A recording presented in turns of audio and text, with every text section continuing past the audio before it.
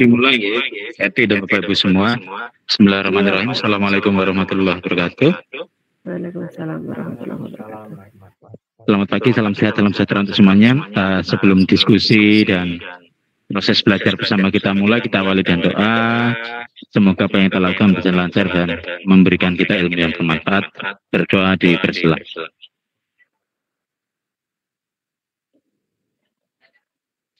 Oke, terima kasih. Kalau sesuai agenda, Ibu Bapak, hari ini adalah apa? Evaluasi dan LKPD ya, salah. Tapi sebelumnya saya dan Bu Ade ingin memastikan dulu apakah Bapak Ibu sudah menetapkan tujuan pembelajaran yang akan dikembangkan perangkat pembelajarannya. Ya, mungkin kami tanya aja lah satu persatu. Biasanya kalau diberi kesempatan untuk menyampaikan pendapat banyak yang diam. Pertama dari Pak Dedi aja lah. Pak Dedi, masalahnya apa Pak Dedi akhirnya? Tujuan pembelajarannya apa Pak? Sudah Pak, tujuan pembelajaran saya rendahnya kemampuan numerasi siswa pada pelajaran matematika dalam melakukan operasi perkalian dan pembagian bilangan cacah sampai dengan 100 pada kelas 4. Kelas 4. Sekitar saat PPL itu diajarkan?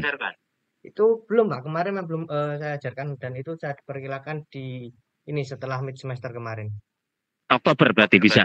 Sekitaran 10 Oktober. Oke. Oke, berarti matematika nggih, bilangan cacah. Oke. Nggih, matur nuwun Pak Dedi. Beralih ke Bu Hani. Pripun Bu Hani, akhirnya sudah disesuaikan? Iya Pak, sudah Pak. Akhirnya apa Bu? Untuk tujuan pembelajaran yaitu pada CP mengenal materi pembelajarannya mengenal berbagai bangun datar, segi 3, segi 4, segi banyak, lingkaran, dan bangun ruang, balok kubus, kerucut, dan bola Pak. Oke, itu pas TPL Bu ya? Iya. Oke, alhamdulillah. Berikutnya Bu Titin. Untuk Bu Titin salah kamar. Bu Titin kelompok 3 Pak. Bu Titin salah kamar Pak. Itu salah kamar kelompok 3 salah ini kamar. Iya. Mungkin Ari bisa mengeluarkan Pak Insa dari kelompok. Siap. Bentar. Ya. Oke. Bu Evi.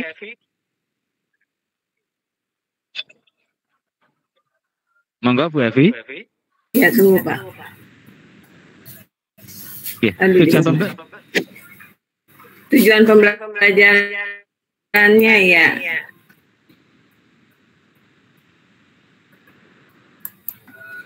Masih rendahnya pemahaman siswa dalam mengidentifikasi karakter dalam ekonomi politik di wilayah ASEAN, Pak. Kelas berapa itu, Ibu? Kelas 6. Kelas 6, IPA aja ini ya, berarti ya? Oh, IPS ya, karena kurikulum merdeka, ya. Oke.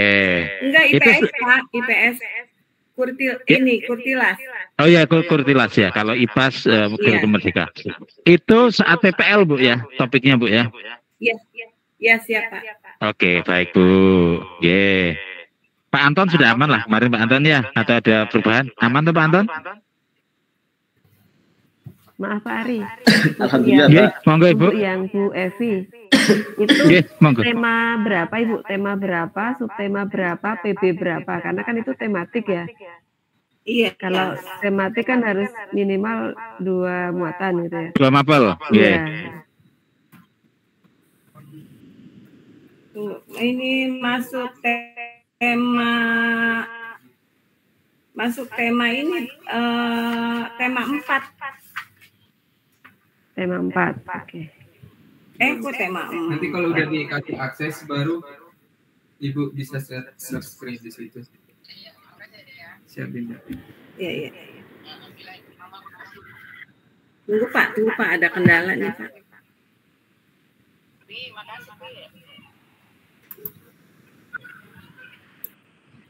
Seperti yang disampaikan Bu Edi tadi, nanti dicermati lagi mupelnya, jadi 2 ya. Kalau Bu Darmian kemarin sudah akhirnya berkurang 1 Bu ya, SPDP-nya dihapus ya.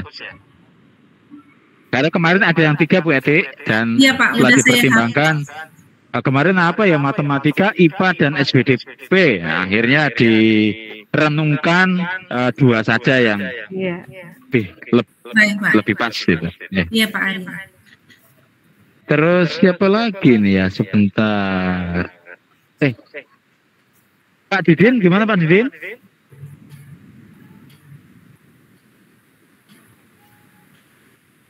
Iya Bapak. Aman terkendali? Aman Pak. Cuaca bagus. Aman. Ya. Oke. Terus siapa lagi yang belum sebenarnya? Saya agak sulit melihat partisipan. Pak Anton sudah tadi. Pak Anton sudah. Oke, lanjut kemarin itu presentasi, pas presentasi. Pak Edi Aris belum masuk. Pak Edi Aris. Oh, belum masuk. Bu Erisa. Belum ya? Bu Erisa. Bu Erisa. Belum masuk. Belum masuk. Jadi belum masuk. Masih 2. Aris sama Bu Erisa, Bu Dani. Bu Dani, tadi kalian belum kan Bu Dani ya? Untuk tujuan pembelajaran ya Pak. Enggak Bu. Materinya bangun ruang. Tujuan pembelajarannya 1, mengenal dan mengidentifikasi unsur bangun ruang sederhana serta posisi benda dengan benda lain. 2, menentukan posisi benda terhadap benda lain. Yang ketiga, membentuk atau komposisi dan mengurai dekomposisi suatu bangun datar menjadi bangun ruang. Oke, berarti aman lah ya. Dan itu sesuai dengan. Oh maaf tadi melanjutkan yang Bu Eti. Itu kurikulum apa Bu di sekolahnya Bu Dani? Kurikulum Merdeka Pak. Oh Merdeka, oke. Bentar. Oke, berarti sudah, dan itu saat-saat PPL nggih. Oke, berarti bismillah, semoga sudah sesuai dengan yang diharapkan nih BTG, semoga nggih. Iya Pak, semoga aman. Semoga aman ya. Berarti mungkin kita lanjut saja ke berikutnya. Kita menyamakan persepsi tentang hari ini, yaitu tentang LKPD dan evaluasi. Bapak Ibu, LKPD itu yang bagaimana sih dan apa fungsinya sih sebenarnya? Menurut Bapak Ibu apa Bapak Ibu?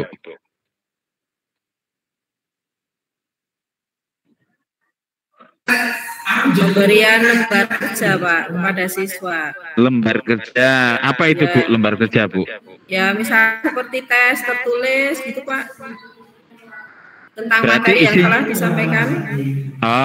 Tentang materi yang telah disampaikan. Itu LKPD atau evaluasi? Evaluasi untuk pengerjaan soal itu Pak. Oke, kalau LKPD seperti apa? Kalau LKPD seperti refleksi kepada siswa. Beda. Refleksi kepada siswa yang seperti apa Bu Hani? Kira-kira Bu Hani? Penguatan pada materi. Penguatan pada materi. Jadi materinya sudah diberikan dulu itu ya? Ya. Terus setelah itu untuk penguatan pakai LKPD. Oke. Ada yang ingin memberikan pendapat lain, silahkan. Ya, terima kasih Pak. Jadi sudah menghubungi rekan yang belum join. Silakan yang lain Bapak Ibu. Kira-kira apa itu LKPD? Kalau dulu kan LKS ya. Wah, lembar kumpulan soal jatuhnya ke situ nanti. Ya, silakan Bapak Ibu, apa itu LKPD menurut Bapak Ibu? Tadi Bu Eni udah menyampaikan awalnya adalah untuk kumpulan soal, untuk latihan. Tapi tadi akhirnya disesuaikan lagi oleh Bu Eni adalah untuk refleksi. Monggo Bapak Ibu yang lain, LKPD itu apa? Gitu loh. Menurut saya Pak, untuk sarana mempermudah monggo Pak Anggoro dulu dalam kegiatan belajar. Kalau menurut saya Pak, LKPD adalah sarana untuk membantu mempermudah belajar mengajar sehingga terbentuk interaksi antara pendidik dan peserta didik Pak. Sarana untuk membantu proses belajar gitu ya. Apa bedanya dengan media nanti? Ya. Nah mungkin media pada alat kalau untuk LKPD untuk soal-soal Pak. Berarti seperti yang disampaikan Bu Hanik tadi ya, LKPD itu soal gitu ya. Menurut saya iya Pak. Oke, baik. Terima kasih Pak Anggoro. Tadi Pak Dedi kelihatannya akan menyampaikan pendapat. Silakan Pak Dedi. Sama Pak, untuk LKPD adalah lembar jawab atau lembar lembar untuk kompetensi siswa dari misalkan setelah praktek dengan menggunakan alat peraga, siswa diberikan lembar kerja secara kelompok atau secara individu. Oke, jadi ada praktek, setelah itu dilengkapi dengan LKPD gitu ya. Oke, terima kasih Pak Dedi. Tadi Bu Dormian juga sempat mengaktifkan mikrofon. Silakan Ibu.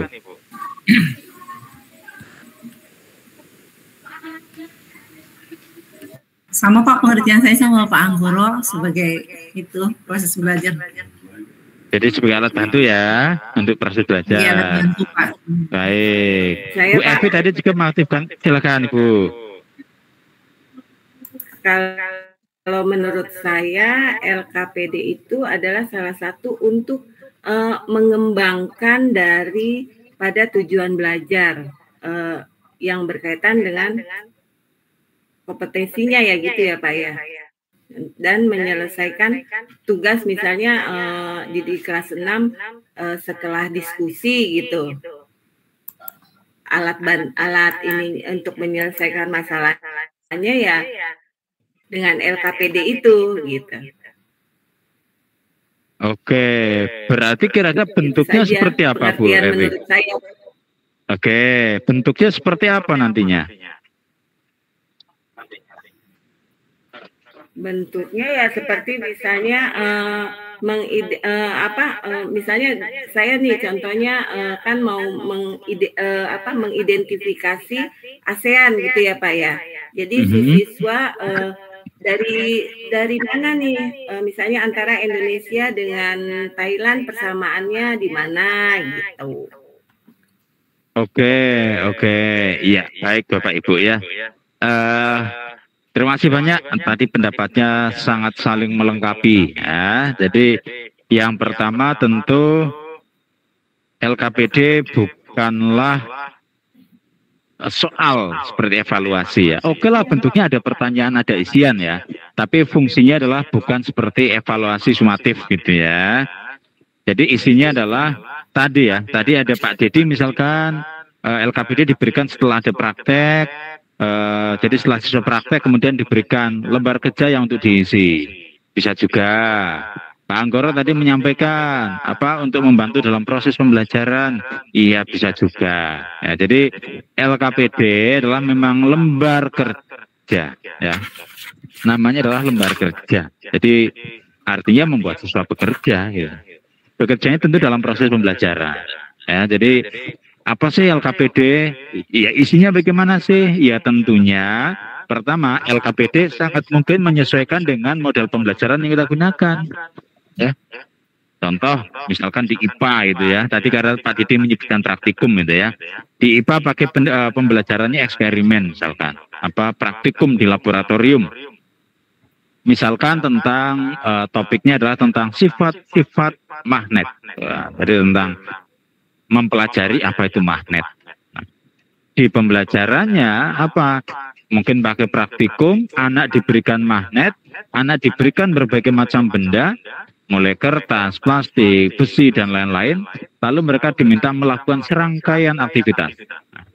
Aktivitas tadi boleh dicantumkan di LKPD, langkah-langkahnya kan di situ. Lalu siswa mengisikan sesuai dengan apa yang mereka amati. Misalkan plastik ditempelkan ke magnet, menempel atau tidak? Centangnya tidak, misalkan.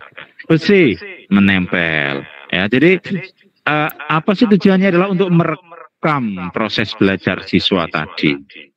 Sehingga tadi mungkin yang dimaksud Bu Handi tadi, pada akhirnya bisa ditarik untuk refleksi, untuk menarik kesimpulan apa sih yang dipelajari oleh siswa. Jadi bukan kumpulan soal untuk mengevaluasi atau mengakses kemampuan siswa ya. Pertanyaan ya bisa sangat mungkin berupa pertanyaan, tapi fungsinya adalah menuju hal yang akan dipelajari oleh siswa. Jadi bukan untuk menilai apakah siswa sudah belajar. Kalau menilai apakah sudah belajar kan nanti jatuhnya ke evaluasi. Tadi contohnya tentang magnet. Lalu misalkan seperti yang kemarin saya sampaikan ya ketika membahas pembelajaran berpusat pada siswa. Yang huruf kapital itu loh. Zaman dulu mungkin kalau kita berpusat pada guru kita langsung memberitahukan bahwa huruf kapital digunakan 1 di awal kalimat, 2 untuk nama orang, 3 untuk nama kota, 4 untuk sapaan, dan seterusnya. Itu berpusat pada guru dijelaskan. Kalau ingin kita bergaya berpusat pada siswa, siswa diberikan bacaan, diberikan paragraf singkat saja, di mana di dalam paragraf tadi ada berbagai macam penggunaan huruf kapital, lalu di LKPD-nya mereka diminta menandai. Nah, bisa bacaannya lingkarilah huruf kapital yang ada di paragraf itu, dilingkari. Setelah itu, anak diminta mengisikan. Nah, isikan huruf-huruf kapital, kata yang memiliki huruf kapital. Terus diminta mungkin checklist nggak apa-apa di awal kalimat atau mengisikan di awal kalimat nama hari, nama kota dan lain-lain. Ya, jadi ada aktivitas setelah anak belajar. Ya, jadi LKPD memang bisa berupa pertanyaan, tapi sifatnya bukan untuk mengukur apakah anak sudah belajar atau belum. Itu nanti akan rancu dengan evaluasi. Nah, kembali ke model tadi, misalkan juga ada Bapak Ibu yang menggunakan video. Karena kemarin ketika presentasi di beberapa kelompok kan banyak yang solusinya adalah menggunakan video supaya siswa tertarik untuk belajar. Jadi nonton video itu. Ya. Kalau kita memberikan tayangan ke video kepada anak, nak tontonlah, udah hanya itu aja. Setelah selesai, ayo apa yang kalian pelajari, ada apa? Itu mungkin anak bingung.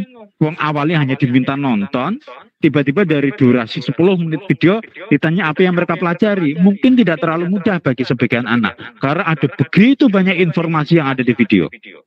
Maka LKPD-nya bisa berupa arahan misalkan. Jadi sambil mengamati video ada panduan observasi ataupun pertanyaan ataupun isian yang dilakukan oleh siswa. Misalkan aja contoh apa yang dilakukan Andi, ada video, membuang sampah ke tempatnya. Apa yang dilakukan Budi pada video, misalkan memilah sampah. Nah, jadi panduan semacam itu. Jadi ketika anak diminta menonton video, jangan tiba-tiba, nah ayo tontonlah video ya. Setelah itu kita akan belajar. Mereka nontonnya akan ke sana kemari. Sama halnya dengan kita. Kita diminta datang ke alun-alun, udah sana pergi ke alun-alun. Mungkin ada orang yang fokusnya ke kulinernya di alun-alun. Ada orang yang fokusnya ke orang yang lain, yaitu orang yang datang. Ada yang fokusnya ke bangunan di sekitar alun-alun. Ada yang fokusnya mungkin ke permainan di alun-alun. Artinya apa? Dari sumber informasi yang sama, yaitu diterjunkan ke alun-alun, amatan orang bisa beda-beda. Oleh karena itulah dengan adanya LKPD bisa membantu mengerucutkan pengamatan siswa sesuai dengan tujuan pembelajaran. LKPD semacam itu. Nah, sekarang apa sih yang ada di LKPD Bapak Ibu? Kemarin kan kita sudah diskusi tentang apa sih komponen dari modul ajar. Nah, sekarang kalau di LKPD itu ada apa di dalamnya?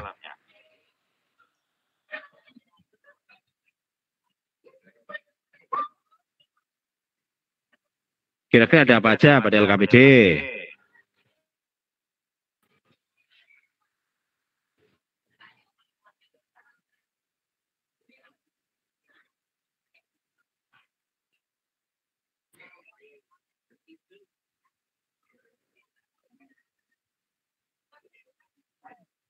Ayo Bapak Ibu, kan udah biasa buat LKPD lah.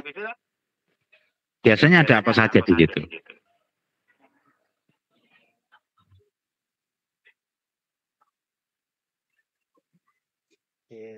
Bisa dengan menggunakan itu Pak, kolom centang gitu. Oh oke. Bentuknya dengan mencentang, oke. Ya oke, itu bisa ya. Itu juga bagus ya, menyambungnya disampaikan Pak Dedi tadi ya. Akan bagus. Yang paling penting adalah fokus pada aktivitas. Jangan sampai anak nanti sibuk diminta menulis panjang lebar banyak banget. Akhirnya aktivitasnya tidak tuntas. Sehingga ketika ada hal yang bisa disederhanakan pada LKPD, contohnya dengan centang, maka akan membantu. Oke, tadi ada centang. Tapi ada apa lagi dari suatu LKPD? Ada komponen apa sih di LKPD?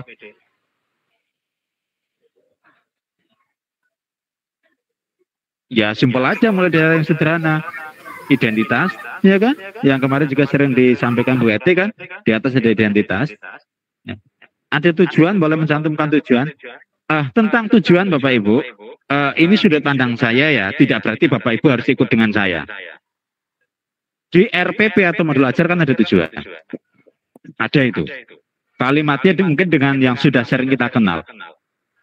Setelah menggunakan alat peraga, siswa dapat menemukan sifat-sifat dari magnet dengan tepat. Kadang di RPP kan semacam itu. Saya pribadi untuk di LKPD dan di bahan ajar ataupun media, kalimatnya bisa beda. Tidak harus sama persis dengan yang ada di RPP. Kenapa? Target pembacanya berbeda. RPP yang membaca itu kita, kepala sekolah, serta pengawas sekolah. Sehingga setelah mencermati melakukan eksperimen, siswa dapat mengidentifikasi. Kita tahu arti mengidentifikasi. Nah, anak kelas 2 SD, 3 SD, mereka mungkin malah bingung dengan kata identifikasi. Sehingga bahasa yang kita berikan, bahasa yang kita pilih, kita gunakan pada dokumen untuk siswa, yaitu LKPD, media, bahan ajar, ya disesuaikan dengan siswa. Bahasanya yang sederhana saja. Kita akan belajar tentang magnet, udah itu aja. Nggak usah nanti ada mengidentifikasi. Setelah belajar, siswa dapat mengklasifikasikan. Atau kadang ada juga, setelah menggunakan eksperimen, siswa dapat menganalisis. Kita aja bingung arti analisis. Coba Bapak Ibu, arti analisis apa? Iya kan? Kita kadang bingung. Kita sering mendengar kata analisis, tapi artinya kadang kita bingung. Apa analisis coba? Kan itu. Ya kan? Jadi, jangan paksa anak mencermati suatu informasi secara bahasa yang belum pada level dia. Kalau di RPP nggak apa-apa. Peserta didik dapat menganalisis ciri-ciri makhluk hidup. Ya nggak apa-apa di RPP. Tapi kok di LKPD menganalisis? Anak-anak sekarang analisis lah. Nanti analisis itu apa ya Pak Guru? Lah, saya pribadi loh Bapak Ibu. Saya pribadi ini kadang bingung dengan arti analisis. Ketika diminta menganalisis, apa sih yang dimaksud analisis? Gitu loh. Nah, jadi pilihlah bahasa yang dekat dengan anak. Termasuk sapaan, ya. Ke anak SD jangan pakai Anda, ya. Pakainya kamu atau kalian. Pak itu nggak sopan, enggak untuk anak SD. Seperti di Suling Jar, mungkin Bapak Ibu ada yang mendampingi ANBK ya, Suling Jar itu. Kebetulan saya tim penyusun Suling Jar. Kalau untuk siswa itu pakainya kamu. Kalau untuk guru kepala sekolah pakainya Anda. Nah, jadi pemilihan kata juga penting ya. Jadi tadi kembali ke komponen LKPD ada tujuan, tapi bahasanya tidak harus sama dengan apa yang ada di RPP.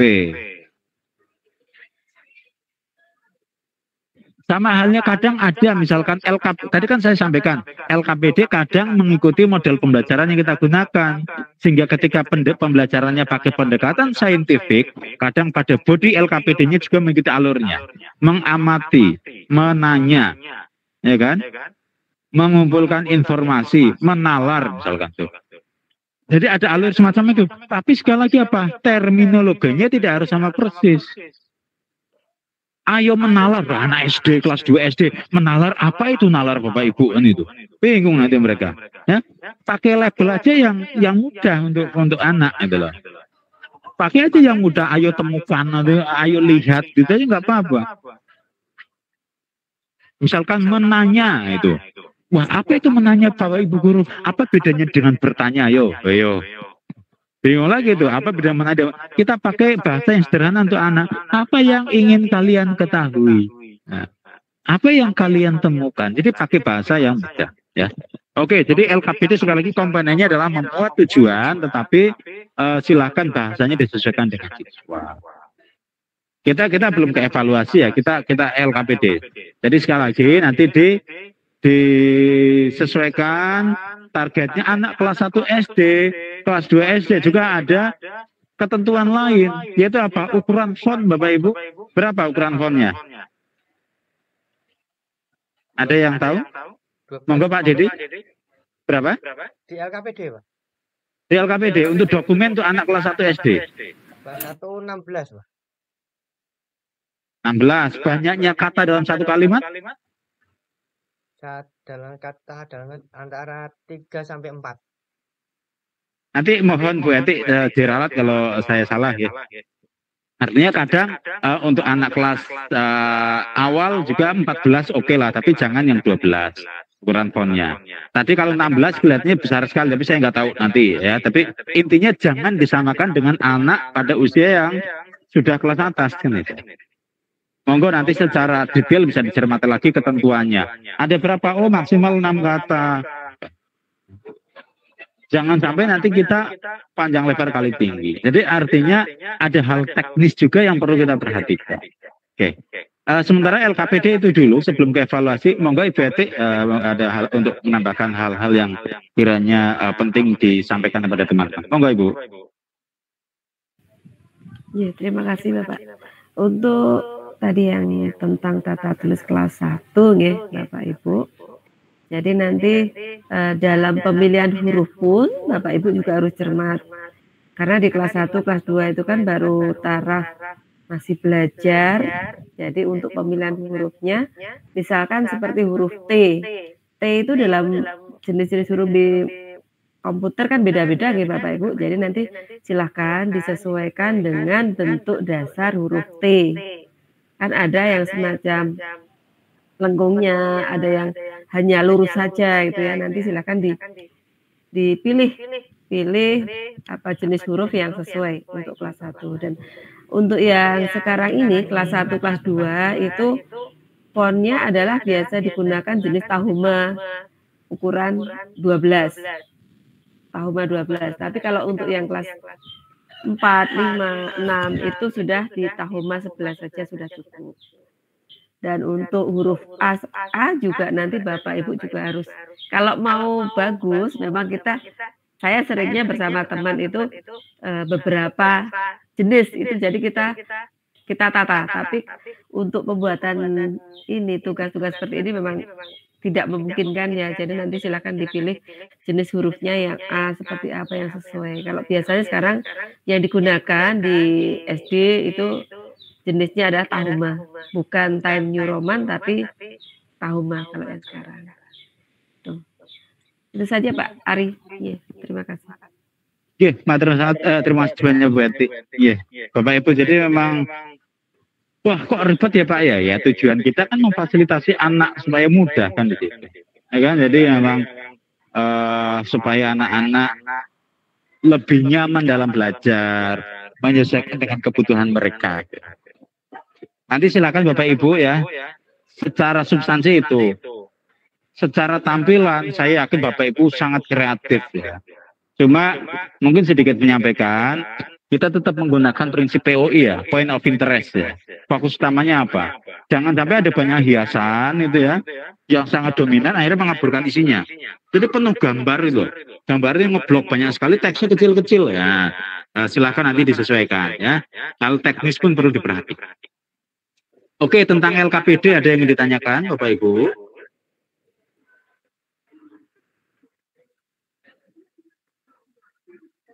Sementara cukup dulu Pak, nanti. Berarti sekarang ke evaluasi. Maaf Pak, jumlah LKPD-nya perlu ditentukan nggak itu? Jumlah jumlah pada LKPD-nya. Jumlah apa Bu? Jumlah halaman? Jumlah apa? Jumlah yang ada di LKPD itu ditentukan atau kita sendiri yang membuatnya? Bapak Ibu yang menentukan sesuai dengan aktivitas pembelajaran. Oh, ya. Jadi silakan aktivitas pembelajarannya apa saja di situ. Kiranya butuh apa saja di situ, sebanyak apa silakan disesuaikan dengan aktivitas pembelajarannya. Jadi kami serahkan ke Bapak Ibu. Termasuk misalkan yang tematik ya kan. Kalau memang ada 2 mupel misalkan, ya tentu butuh 2 LKPD dong untuk keperluan masing-masing aktivitas pembelajaran pada masing-masing muatan pelajaran tersebut. Jadi disesuaikan aja ya Bu Ani ya dengan kebutuhan Bapak. Oh iya Pak, terima kasih Pak. Oke Bu. Berikutnya evaluasi, assessment. Kalau kita bicara kurikulum merdeka, ada berapa macam assessment Bapak Ibu? Kalau kurikulum merdeka?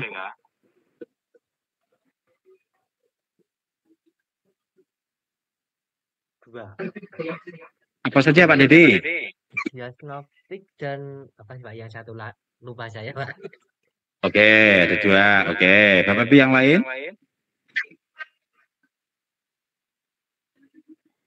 Anggoro?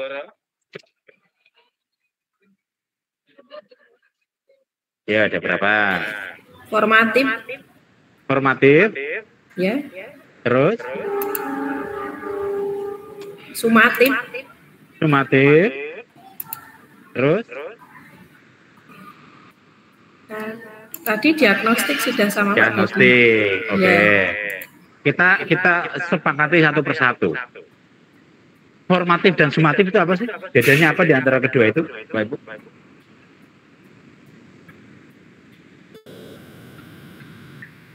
Kalau formatif sesuai dengan apa yang telah diajarkan, mungkin bisa dengan soal pilihan ganda.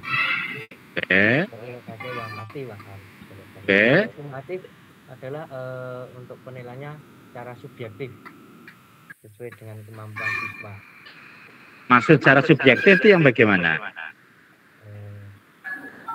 Penilaian yang dilakukan guru dengan kemampuan siswa sendiri, misalnya belum mampu berarti kan masih kurang, masih belum memenuhi standarnya gitu. Oke, terima kasih Pak Dedi. Ada lagi Bapak Ibu yang lain ingin menyampaikan pendapat? Tadi Bu Hani yang mencetuskan istilah formatif. Bapak Ibu. Sumatif kali Pak. Sumatif di akhir pembelajaran mungkin Pak. Bu Erisa silakan di akhir pembelajaran. Oke, di terus. akhir pembelajaran mungkin sumatifnya. Oke, terus. Kalau formatif mungkin pada saat proses pembelajaran mungkin di awal kali ya Pak. Ada saat proses ya. Oke. Ya. Oke, terima kasih Bu Erisa. Tadi Bu Hani silakan Bu. Ya kalau diagnostik itu misalnya pada mengidentifikasi suatu apa ya Pak ya, kelemahan siswa. Oke, itu diagnostik ya. Kelemahan dalam hal kemampuan siswa terkait materi yang telah diajarkan. Ya, oke. Ya. Baik, terima kasih Bapak Ibu. Ya. Sebenarnya simpel sih kita mikir assessment. Awal, saat dan akhir. Udah 3 itu. Awal tadi yang disampaikan Bu Hani yaitu kadang disebut dengan istilah diagnostik. assessment. Yang akhir-akhir ini diganti istilah menjadi assessment awal pembelajaran. Ya. Dulu awal muncul namanya assessment diagnostik. Di awal, tujuannya apa? Diagnostik, mendiagnosa, mengidentifikasi. Sama kali kita ke dokter tuh, kita kan didiagnosa dulu oleh dokter, sakitnya apa, kan itu, gejalanya apa. Maka assessment yang pertama, kita bicaranya konteks kurikulum merdeka ya, terlebih dahulu. Jadi lah assessment diagnostik atau assessment awal pembelajaran. Tujuannya apa? Tadi yang disampaikan Bu Hani, untuk mengetahui kemampuan awal siswa. Kemarin sudah kita bahas bersama-sama tuh, saat membahas komponen modul ajar. Apa itu kemampuan atau kompetensi awal? Adalah kemampuan prasyarat yang perlu dikuasai sebelum siswa belajar materi yang akan dipelajari mereka. Kemarin sudah kita contohkan bersama-sama, seandainya topiknya perkalian, maka kemampuan awalnya terkait dengan operasi penjumlahan. Karena perkalian adalah penjumlahan yang berulang. Maka asesmen diagnostiknya itu adalah kita menanyakan tentang apakah anak sudah tahu penjumlahan atau belum. Nah, tapi Bapak Ibu, di kurikulum merdeka asesmen diagnostik ada dua macam. Satu kognitif, dua non-kognitif. Yang tadi saya sampaikan untuk mengidentifikasi kemampuan awal itu yang namanya asesmen diagnostik kognitif. Dilaksanakannya ya, pada saat apersepsi lah gampangannya di situ. Yang kedua, asesmen diagnostik non-kognitif. Artinya bukan kognitif. Kapan dilakukannya? Bisa jadi di awal semester. Apa yang dilihat di asesmen diagnostik non-kognitif? Kebutuhan, karakteristik siswa. Contoh, asesmen diagnostik untuk mengidentifikasi gaya belajar siswa. Auditori, visual, kinestetik misalnya. Asesmen diagnostik untuk mengetahui apakah anak itu berkebutuhan khusus atau tidak. Apa pentingnya asesmen diagnostik non-kognitif? Karena di kurikulum merdeka dikampanyekan yang namanya pembelajaran terdiferensiasi. Diferensiasi tidak hanya tentang konten, tapi juga tentang proses. Nah, jadi kembali ke asesmen diagnostik tadi yang kognitif, itu sebenarnya sudah biasa Bapak Ibu lakukan sejak zamannya kurikulum apapun. Kan saat apa satu sering tanya, ayo anak-anak masih ingat ya pelajaran kemarin tentang bangun datar. Ada apa saja tuh bangun datar? Lingkaran Bu, segitiga Bu. Nah, itu kan artinya kan sebenarnya sedang melakukan asesmen diagnostik itu. Cuma waktu itu tidak dilabeli itu. Waktu itu hanya namanya pokoknya apersepsi, udah itu aja. Jadi Bapak Ibu yang akan mengimplementasikan kurikulum merdeka tidak usah kaget dengan begitu banyaknya istilah baru. Sebagian itu sudah kita kenal dengan istilah yang lama. Kembali ke asesmen diagnostik tadi. Itu di awal. Bentuknya bagaimana? Bentuknya ya pertanyaan kalau kognitif. Nah, ini Bapak Ibu yang perlu kita cermati. Waktu untuk asesmen diagnostik itu sangat singkat. Karena dia merupakan bagian dari pendahuluan. Jangan disamakan seperti ulangan. Anak-anak, Ibu punya 5 soal ya, kerjakan. Lah kalau soalnya banyak, kita ngoreksinya butuh berapa lama? Pak, dikoreksinya di rumah nanti sepulang sekolah. Ya tidak sesuai dengan fungsi diagnostik dong. Ya. Jadi diagnostik itu harus kita instan. Kita perlu segera tahu, anak masih ingat penjumlahan, yuk lanjut ke perkalian. Anak ternyata masih bingung penjumlahan, yuk kita ulas penjumlahan terlebih dahulu. Itu keputusan yang harus sangat cepat itu. Hitungannya menit itu, menit sedikit, puluhan detik harus bisa itu. Jangan sampai, ya nak, nanti Ibu koreksi di rumah besok ya. Wah, setelah di rumah, wah ternyata anak-anak masih bingung semua nih ya kan. Percuma dong. Ya, jadi asesmen diagnostik tidak sama dengan ulangan. Asesmen diagnostik harus bisa kita dapatkan informasinya dengan instan. Makanya pakai pertanyaan singkat aja. Ayo 2 tambah 3 berapa? 2 tambah 2 berapa? 3 tambah 3 berapa? 3 tambah 3 tambah 3 berapa anak-anak? Oh, itu aja. Ya, karena supaya cepat untuk tahu infonya. Tadi kan koreksinya cepat. Kalau kita tanyakan secara lisan, yang menjawab itu terus, Pak. Sehingga kita nggak tahu bagaimana dengan siswa yang lain. Ya, itu tinggal strategi aja, Bapak Ibu. Anak-anak siapkan pensil dan kertas. Ya, Bapak akan tanya. Tuliskan jawabannya di kertas, lalu angkatlah. 3 tambah 3 tambah 3. Ayo tulis, angkat. Kan bisa juga itu. Ya, jadi tentang strategi aja. Ya, tapi sekali lagi fungsi diagnostik adalah untuk mengetahui anak sudah tahu pengetahuan atau kompetensi awal atau belum. Ini yang sangat krusial dan perlu instan. Itu asesmen yang pertama. Asesmen yang kedua disampaikan Bu Erisa tadi, formatif tadi. Saat pembelajaran. Bapak Ibu, saya pakai analogi nih. Bedanya formatif dan sumatif. Asesmen formatif itu ketika Bapak Ibu sedang memasak, lalu dicicipi. Udah masukkan bumbu, diaduk, ambil 1 tetes, kurang asin. Lalu apa yang dilakukan? Tambah garam. Aduk lagi, pasinan, kasih gula. Itulah asesmen formatif. Dilakukan saat pembelajaran. Tujuannya apa? Tujuannya untuk memperbaiki kalau ada yang kurang tepat.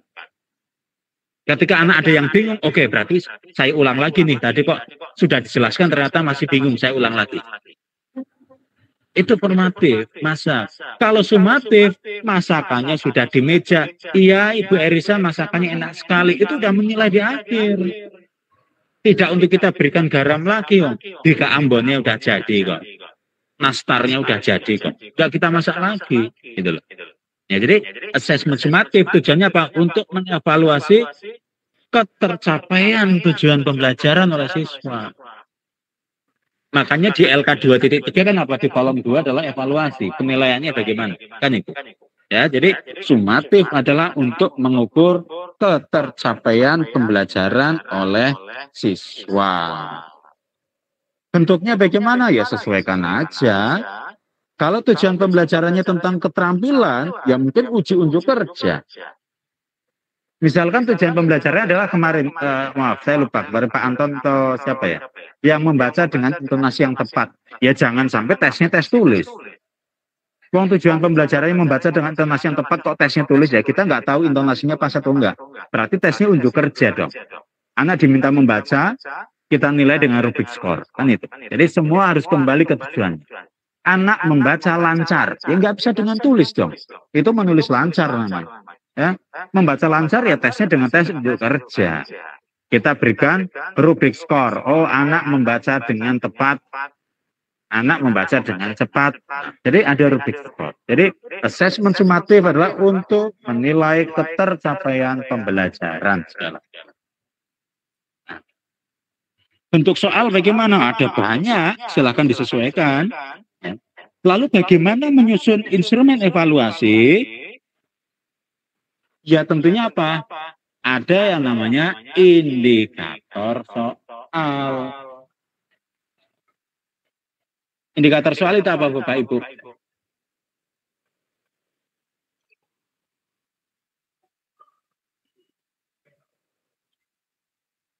Kira-kira apa? Apa yang dimaksud dengan indikator soal?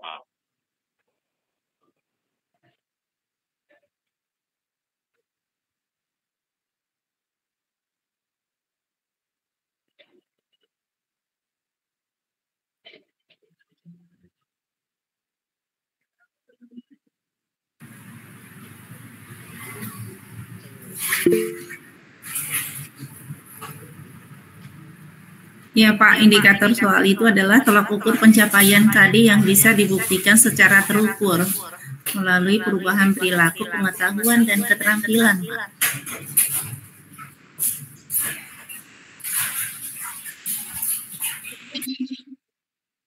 Oke.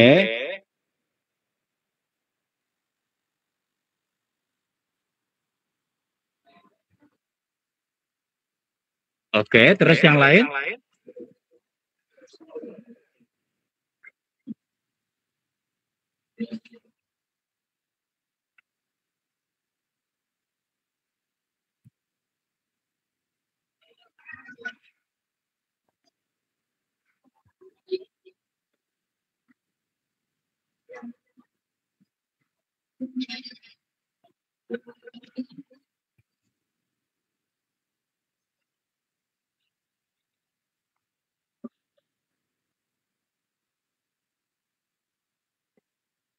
Indikator itu apa? Penciri Bapak Ibu.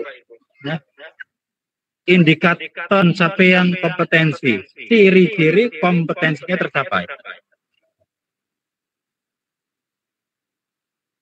Itu penciri. Sehingga indikator pencapaian kompetensi itu kita membuat lebih rinci lagi apa itu KD. Kalau kurikulum 2013. Misalkan KD-nya adalah siswa, KD-nya adalah menganalisis ciri-ciri makhluk hidup. Kita harus memecah lagi apa yang dimaksud dengan menganalisis ciri-ciri makhluk hidup menjadi IPK, indikator pencapaian kompetensi. Memecah KD menjadi IPK itu bisa dua sudut pandang Bapak Ibu. Kita memecah kata kerjanya, menganalisisnya dipecah. Lihatlah indikator operasional tata. Kita juga bisa memecah secara materinya. Ya, jadi materinya ketika tadi menganalisis ciri-ciri makhluk hidup, IPK-nya bisa IPK yang satu menentukan ciri-ciri tumbuhan, ciri-ciri binatang, itu artinya memecah menjadi IPK. Ya, jadi sekali lagi memecah KD menjadi IPK bisa pada kata kerjanya, bisa pada kata bendanya. Itu, ya. Itu bicara indikator pencapaian kompetensi. Untuk membuat soal kita perlu tahu apa? Indikator soal. Kalau indikator pencapaian kompetensi adalah ciri-ciri kompetensinya tercapai, maka indikator soal adalah ciri-ciri dari soal. Nah, inilah Bapak Ibu, kenapa saya sering sekali menekankan gunakan bahasa sesuai dengan anak. Ya. Bahasa di LKPD, di media, di bahan ajar sesuaikan dengan anak. Kata indikator aja kadang kita kan bisa persepsinya beda-beda, ya kan? Nah, jadi gunakanlah bahasa yang tepat untuk anak. Oke, kembali ke indikator soal. Indikator soal adalah ciri-ciri soal. Misalkan, ya, KD-nya adalah tentang rantai makanan. IPK-nya adalah dapat membedakan produsen dan konsumen. Itu indikator pencapaian kompetensi. Indikator soalnya, itu penciri soalnya. Misalkan diberikan gambar rantai makanan, siswa dapat menentukan konsumen tingkat 1. Itu indikator soal. Sehingga begitu lihat indikator soal, kita terbayang. Oh, soalnya bentuknya semacam ini. Oh, soalnya bentuknya semacam itu. Oh, saya siapkan gambar, lalu saya tanyakan anak. Nah, itu. Atau misalkan tentang Pancasila, indikator soal.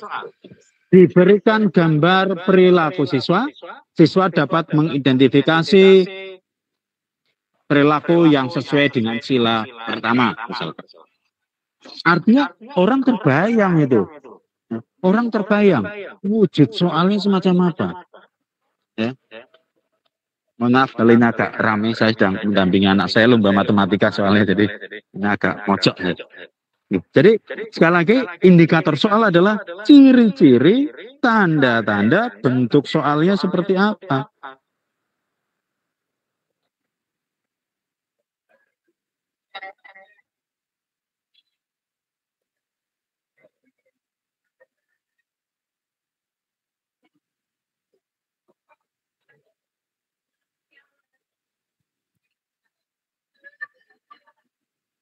Silakan Bapak Ibu, apakah ada yang ditanya? Oh, maaf, Bu Eti, monggo Ibu untuk menambahkan Ibu, maaf.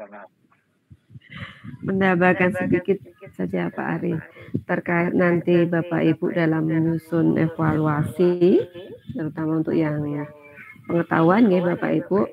Jadi silakan nanti selain ada kisi-kisi juga harus dilengkapi dengan kuncinya ya. Ada kuncinya, ada pensekorannya juga. Terus selain itu silakan nanti untuk evaluasinya dibuat yang beberapa jenis. Jangan hanya uraian saja atau pilihan ganda saja, tapi juga yang lengkap. Ada pilihan ganda, ada isian, dan juga ada uraian. Karena kecenderungannya cari yang cepat, cari yang mudah. Ya, nanti pilihan ganda semua atau uraian semua. Tapi silakan nanti Bapak Ibu mencari pengalaman untuk membuat yang pilihan ganda, isian, dan juga uraian. Selain itu nanti dievaluasi. Bapak Ibu juga jangan lupa untuk penilaian spiritual, sosial juga, karena kan ada 4 ya, spiritual, sosial, pengetahuan dan juga keterampilan. Oke. Terus selain itu untuk penulisannya juga nanti ketika itu pilihan ganda di kelas 1 dan di kelas awal dan kelas lanjut juga berbeda nih Bapak Ibu. Apabila di kelas awal berarti nanti optionnya di pilihan ganda hanya sampai di C. Sementara kalau kelas lanjut itu sudah D, sampai di D. Ya, saya kira itu saja Pak Ari. Terima kasih. Oke, matur Mbak Ati. Silakan Bapak Ibu, apakah ada pertanyaan?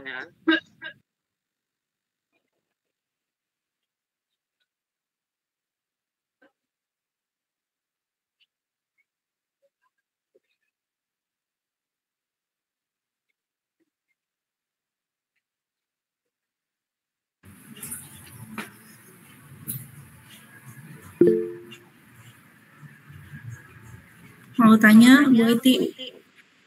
Ya, silakan Ibu. Berarti untuk satu materi pelajaran itu, contohnya kita bahas Indonesia itu, berarti pilihan ganda 1, isian 1, uraian 1, berarti 3. Bukan Ibu. Jadi nanti ya misalkan seperti kita membuat soal evaluasi biasa. Misalkan cukupnya dengan 10 soal evaluasi bisa mengetahui ketercapaian nanti tujuan pembelajaran Ibu, ya cukup 10. Tapi kalau 3 sepertinya belum cukup ya. Misalkan nanti Ibu buatnya PG-nya 10 atau 8, nanti isiannya 5, uraiannya 5, seperti itu. Jadi bukan terus 1 itu tidak, tapi ya misalkan seperti kita membuat soal evaluasi biasa. Baik Bu, terima kasih Bu Ati penjelasannya.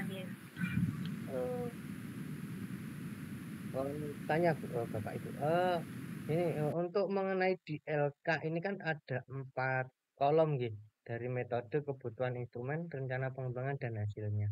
Itu nanti untuk lembar evaluasi yang akan kita buat dimasukkan ke dalam kolom ini atau nanti dilampirkan di bawah RPP yang dibuat kemarin. Terima kasih. LK yang mana ya Pak Dedi? Yang LK rencana evaluasi 2.4. Bapak, untuk yang evaluasi 2.4 itu nanti ada bagian tersendiri di hari ke-13 kalau nggak salah ya.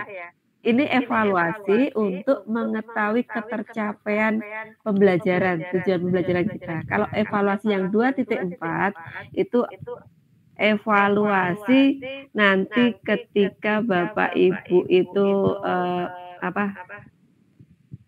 dalam pembelajaran, rencana evaluasi dalam pembelajaran. Jadi nanti kira-kira sudah tercapainya di mana, terus anak kurang bagaimana, itu evaluasinya berbeda Bapak, bukan evaluasi untuk proses pembelajaran, ketercapaian materi yang disampaikan, beda, evaluasinya berbeda.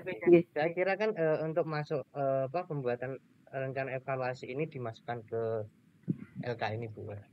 Berarti untuk pembuatan evaluasi ini nanti masuk kepada lampiran RPP yang dibuat kemarin Ibu. Yang rencana evaluasinya yang di LK 2.4 beda Pak ya? Ya untuk yang itu, untuk yang dimasukkan yang mau kita yang ini, yang sekarang ya lampiran untuk RPP-nya. Iya, terima kasih Bu.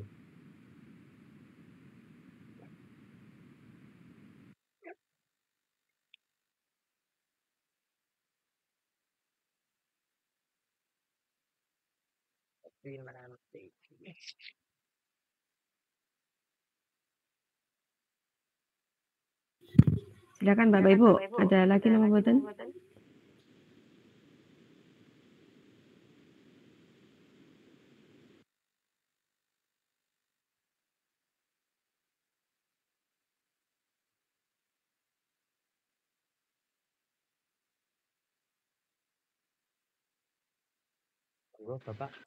Bapak Ibu monggo nanti dari menyambung tanya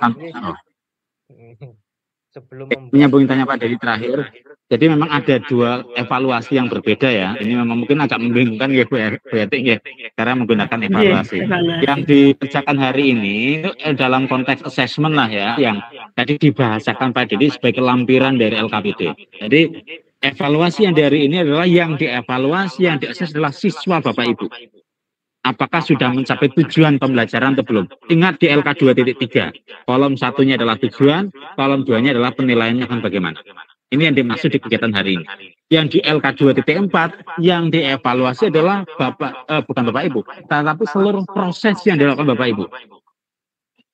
Jadi terkait dengan tadi itu masalahnya apa, masalahnya bisa teratasi atau tidak, berapa siswa yang masalahnya terpecahkan, jadi itu. Ya, jadi itulah dua evaluasi yang berbeda.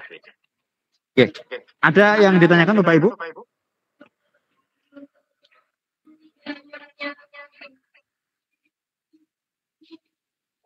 Kalau tidak ada, monggo biar karena tadi kan kita sempat menyinggung LKPD juga, Pak. Apakah nanti untuk yang evaluasi ini kita juga membuat LKPD? Terus mungkin LKPD kita untuk pembuatannya kan kita bisa menggunakan media yang bebas, misalkan seperti Canva, PowerPoint dan lain sebagainya. Itu bisa dimanfaatkan, gitu. Ya, Bapak Ibu, agenda hari ini adalah LKPD dan evaluasi. Jadi dua tagihan. Sedangkan media itu besok Senin kalau nggak salah. Jadi bukan hari ini intinya, ya.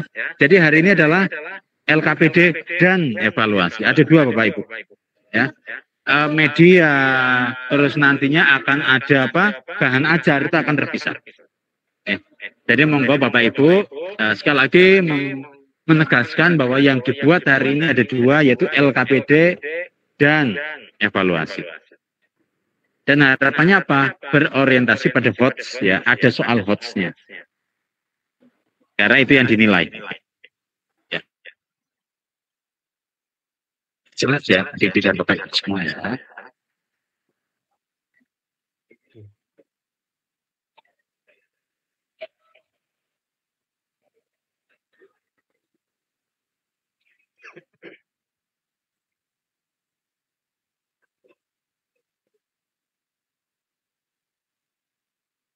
Bapak, ya, yang mau ditanyakan daripada nanti kita tanya-tanya lagi di luar jam gitu. Mumpung ada Pak Ari dan Bu Eti. Gimana, Pak? Boleh ya, menggunakan Canva boleh, menggunakan apapun boleh. Yang penting kalau yang LKPD dan evaluasi ini bentuknya bukan PPT ya Bapak Ibu, bukan PPT. Bukan. Ya, dokumen bukan untuk mendesain saja gitu misalnya, biar kalau anak misalnya di anak kelas rendah, kelas 3, 4 itu kan masih dengan suka-suka warna yang dreng gitu kan misalnya. Iya, boleh di desain seperti itu boleh. Maaf mau tanya. Untuk evaluasi itu berarti nanti itu berbentuk soal yang tentang materi yang sudah diajarkan gitu Bu? Iya, untuk evaluasi dan untuk mengetahui ketercapaian kita dalam pembelajaran itu materinya sudah tersampaikan ke anak atau belum gitu. Jadi bentuknya soal misalkan kan itu misalkan ada room 1 berbentuk silang lah pilihan ganda ABC gitu. Untuk room 2 bisa jadi untuk menuliskan isian gitu. Jumlahnya bebas atau gimana? Jumlahnya bebas, monggo. Yang penting bisa mencakup semua materi yang bisa mengetahui tujuan pembelajaran tercapai gitu.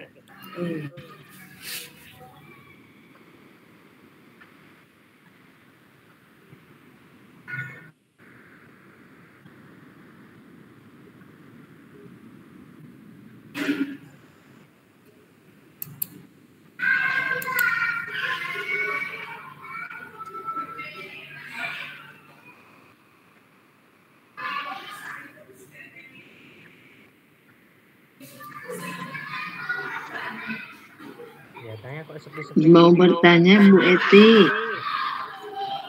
Boleh, silakan Bu. Ini untuk pembuatan soalnya itu bisa nggak kita pakai misalnya kayak Google Form? Itu bisa nggak? Ini nanti Bapak Ibu pembelajarannya kan luring di kelas. Ya. Kalau sebaiknya jangan Google Form, Ibu. Ya, baik Bu, makasih Bu.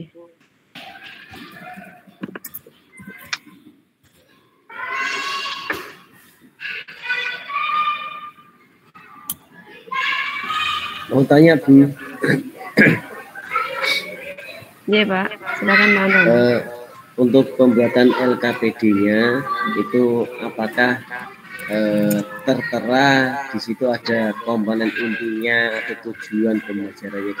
Terima kasih. Ya, tadi di awal sudah disampaikan Pak Ari ya, komponen-komponen yang ada di LKPD itu apa saja? Ada identitas, ada tujuannya, terus nanti ada bisa juga KD-nya, ada indikatornya mungkin bisa masuk, ada petunjuk pengerjaan LKPD seperti itu. Oke, nanti tidak masuk berupa soal gitu. Dan jadi ketika itu membantu, misalkan ada praktikum tadi udah jelaskan Pak Ari tadi ya. Nah itu petunjuk kerjanya seperti apa gitu. Walaupun nanti di situ bisa juga ada soalnya. Itu maksud. Iya, sama-sama Pak.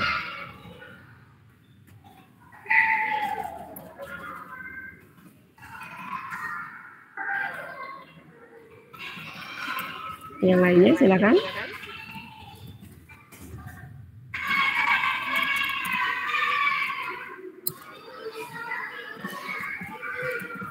Kelihatannya sudah cukup nih, tidak ada yang bertanya. Pak Arif, Pak Anggoro, Pak Didin, monggo Pak ditanyakan Pak, kendalanya apa nanti, caranya buat gimana, tapi kan memang sudah dijelaskan gitu.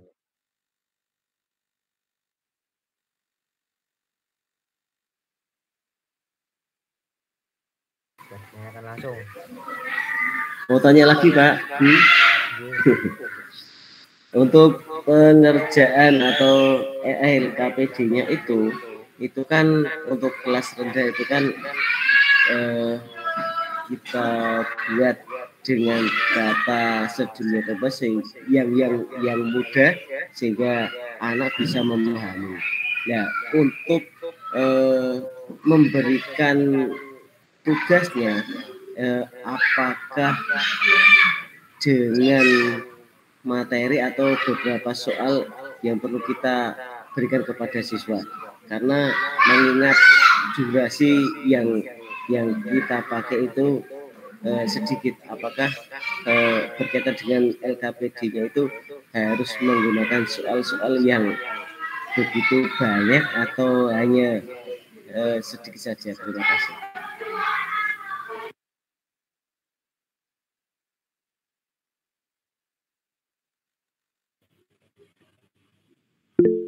Monggo Pak Ari. Oke, iya. Tadi ini kepencet-pencet saya HP agak error nih. Saya tadi kepanasan. Tadi pencet nggak bisa. Mohon maaf. Oke, Pak Anton tadi kalau salah, oke. Menanyakan tadi apa tentang banyak sedikitnya soal ada pertanyaan, Pak? Oke, Pak.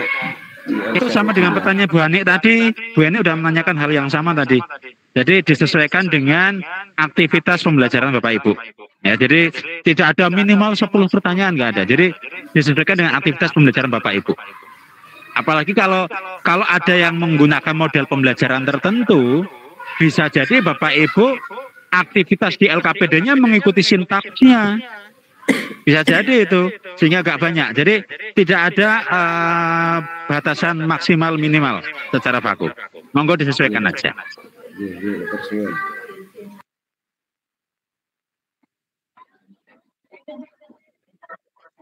Ada lagi? Kalau tidak ada langsung buat, nggak apa-apa. Ini Bu Eti mau masak dulu, Jalin. Saya pakai Bu Eti untuk bercanda, maaf loh Bu, ini biar relax Bu. Tidak pernah masak Pak. Saya suka berbagi Pak. Berbagi aja, nanti kasih ada yang jualan di pinggir-pinggir jalan, ada yang beli. Sepakat Ibu, sepakat itu Bu. Kalau enggak siapa yang akan beli Bu ya.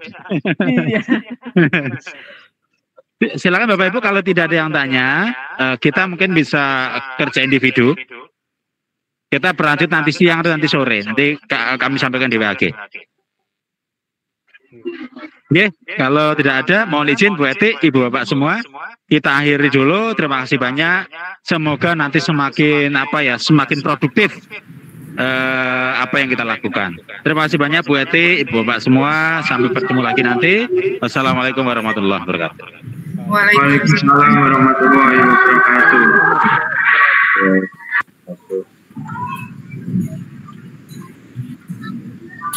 Monggo kalau masih ada yang disampaikan, mumpung Bu Eti masih di ruangan ini. Monggo, saya masih di sini. Ya. Mbak Det, jangan lupa rekaman Zoom, Mbak. Saya teliti ini, mumet aku ngeleng-ngeleng. Ya, nanti tak upload ya. Mohon izin Bu Eti, saya setiap kegiatan saya rekam juga ini Bu, untuk kadang ada teman-teman yang minta materi lagi biar menonton lagi. Tidak apa-apa Pak, itu lebih bagus. Ya, nanti saya upload ini setelah kegiatan ini saya upload, kemudian nanti saya share gitu aja. Pak Anton, kita kan seger, Cah. Kak Karipan ini berarti. Kok mau tak watuk flu Pak aku. Mikir gitu guys.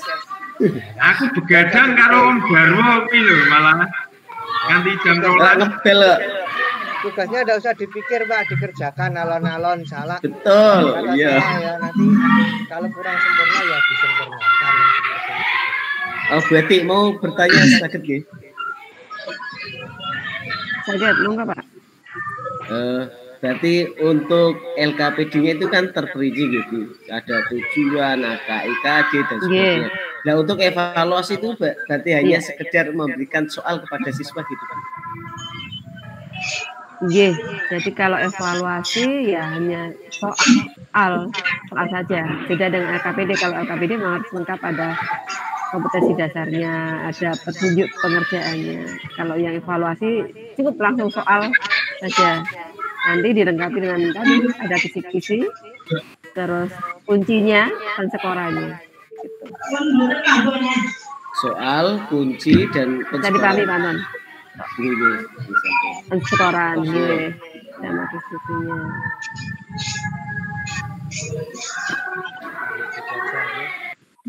Saya pamit undur diri kita ini mau upload kegiatan, nanti bisa komunikasi lagi lewat monggo pamit dulu guys. Assalamualaikum. Waalaikumsalam. Waalaikumsalam warahmatullahi wabarakatuh.